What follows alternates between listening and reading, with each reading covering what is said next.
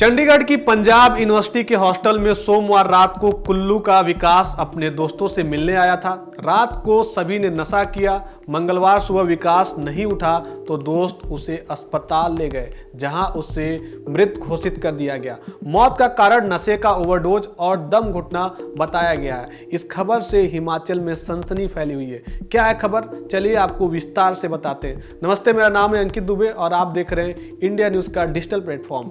आपको बता दें, चंडीगढ़ की पंजाब यूनिवर्सिटी यानी कि पीयू के हॉस्टल में नशे का कारोबार से मौत के मामले की अब परतें खुलनी शुरू हो गई हैं। रिमांड के दौरान आर्यन प्रभात और प्रशिक्षित कौशल ने खुलासा किया कि यह पहला मामला नहीं था जब विकास ने हॉस्टल में न रुका हो। दोनों ने बताया कि विकास अक्सर हॉस्टल में आता था। यहां रात को रुकने के साथ ही वह अलग अलग दोस्तों के साथ पार्टी किया करता था।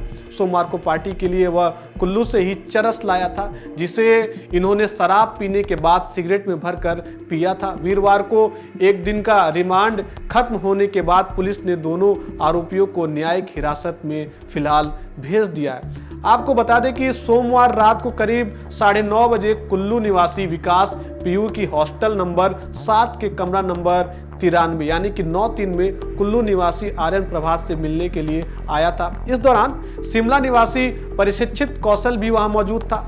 तीनों ने रात में शराब पी और इसके बाद चरस का नशा किया। नशे की ओवरडोज के कारण विकास की मौत हो गई। जांच के दौरान आर्यन और प्रशिक्षित के मोबाइल फोन से मिले वीडियो के बाद मामले का खुलासा हुआ। इसके बाद पुलिस ने इसको हत्या का केस दर्ज कर दोनों युवकों को एक दिन के लिए रिमांड पर ले लिया।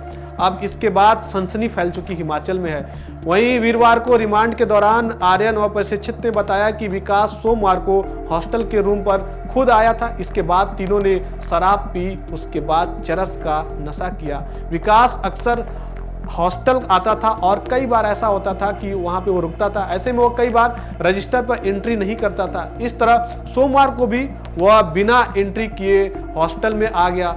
हॉस्टल में आने के बाद ही आर्यन के रूम पर विकास और प्रशिक्षित की दोस्ती हुई।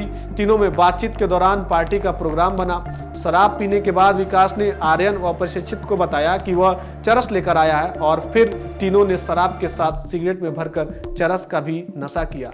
नशे की ओवरडोज के कारण ही विकास की तबीयत बिगड़ गई थी, जिसके बाद उसकी मौत हो गई।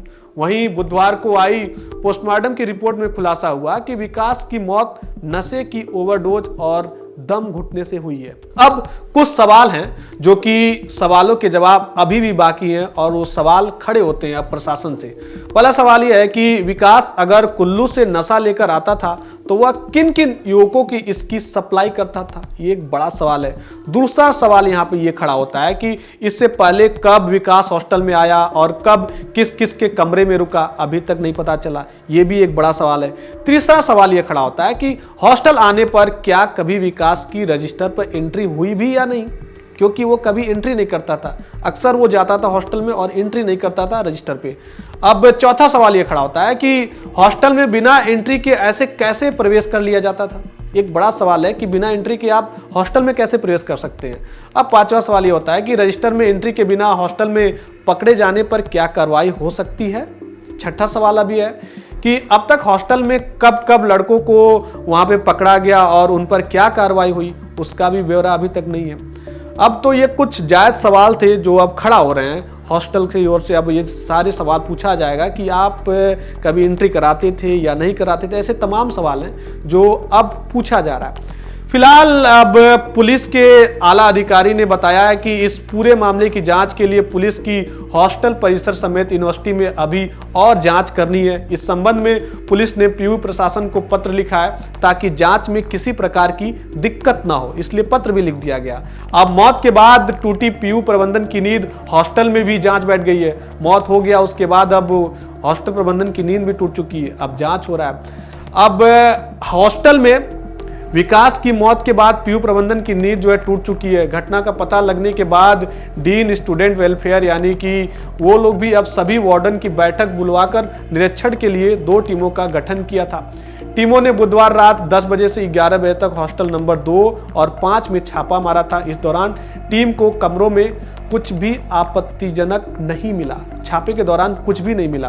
अब डीएसडब्ल्यू ने हॉस्टल में निरीक्षण की प्रक्रिया को बढ़ा लिया और हर सप्ताह चेकिंग के निर्देश दिए। डीएसडब्ल्यू ने छात्र की परिषद के साथ वीरवार को बैठक की और सुधार के लिए सुझाव भी मांगे। परिषद ने गर्ल्स हॉस्टल की तरह बॉयज हॉस्टल में भी गार्ड के साथ एक अटेंडेंट तैनात करने की अपील की है। बॉयज हॉस्टल में अभी रिसेप्शन पर एक गार्ड तैनात रहता था। अब वार्डन की ओर से हॉस्टल में रह रहे सभी छात्रों की जानकारी ली जा रही है ताकि प्रबंधन को सभी के आने जाने की जानकारी रहे।